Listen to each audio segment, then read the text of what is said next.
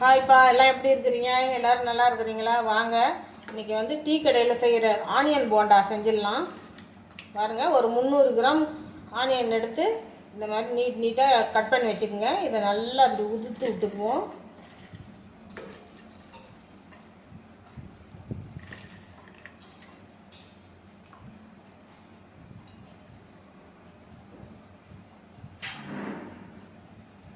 இது கூட 2 பச்சை மிளகாய் எடுத்து கட் பண்ணி வச்சுருக்கேன், அதை சேர்த்துக்கலாம். கருவேப்பிலை, கொத்தமல்லி, புதினா இதையும் இது கூட சேர்த்துக்குவோம்.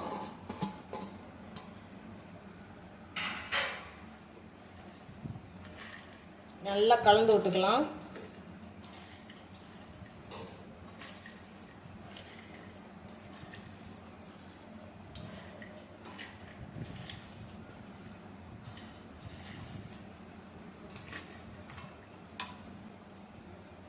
இது கூட 1 டீஸ்பூன் இஞ்சி பூண்டு பேஸ்ட் போட்டுக்கலாம். கொஞ்சமாக கரம் மசாலா போட்டுக்கலாம்.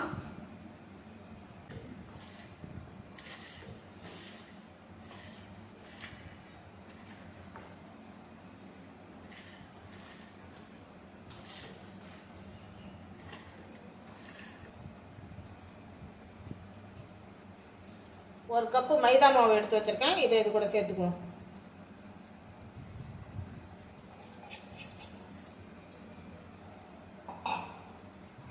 அரை கப்பு கடலை மாவு, இதையும் இது கூட சேர்த்துக்கலாம்.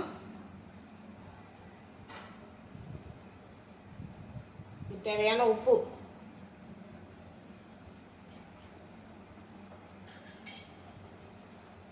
கொஞ்சமா ஆப்ப சோடா,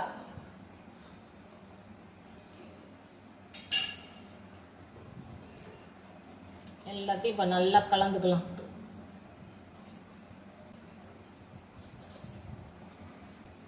கொஞ்சம் கொஞ்சமாக தண்ணி தெளித்து செஞ்சுக்குவோம்.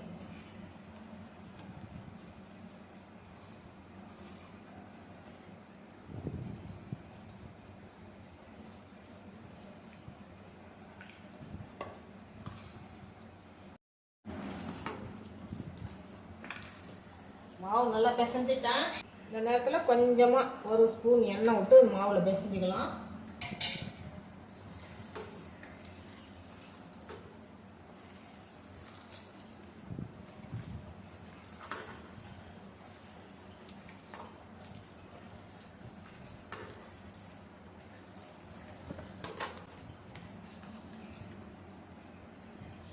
அவ்வளோதான், மாவு ரெடி ஆகிடுச்சு. வாங்க, இப்போ எண்ணெயை காய வச்சு போண்டா போட்டுக்கலாம்.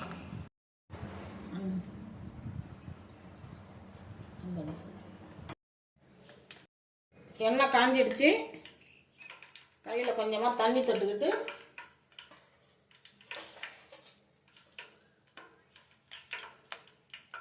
போண்டா அப்படியே உருட்டி போட்டுக்கலாம்.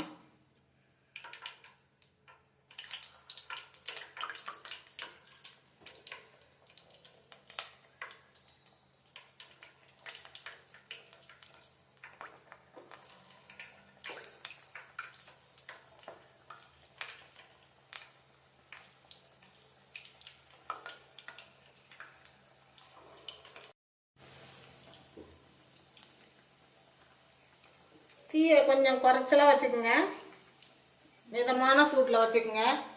ரொம்ப சூடாக இருந்ததுன்னா மேலே வெந்துடும், உள்ளே வேகாமல் இருக்கும். அதனால் கொஞ்சம் மிதமான தீயே வச்சுக்கோங்க.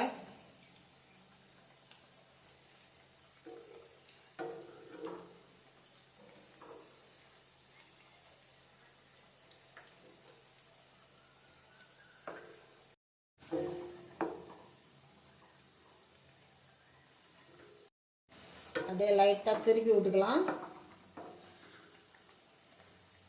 ஒரு பக்கம் வந்துடுச்சு, இன்னொரு பக்கம் அப்படியே திருப்பி விட்டுக்குவோம்.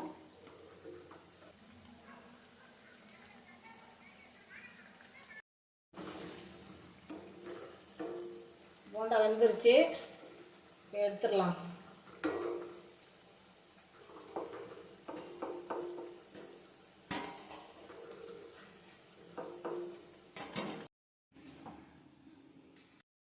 மீதி இருக்கிற மாவும் இதே மாதிரி போட்டு எடுத்துக்குவோம்.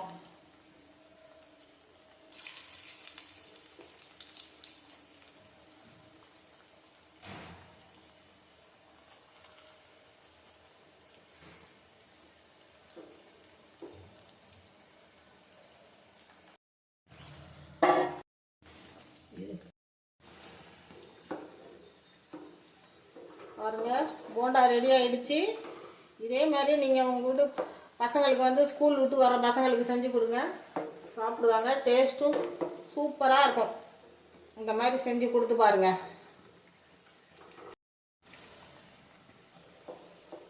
பாருங்கள் எல்லா போண்டாவும் போட்டு எடுத்துட்டேன்.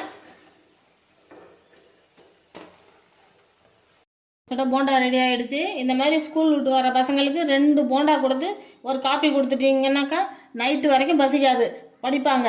படிச்சுட்டு நைட்டுக்கு சாப்பிடுவாங்க. இதே மாதிரி நீங்களும் செஞ்சு கொடுத்து பாருங்கள். கொடுத்து பார்த்துட்டு எப்படி இருந்துச்சுன்னு எனக்கு கமெண்ட் பண்ணுங்கள், ஒரு லைக் பண்ணுங்கள்.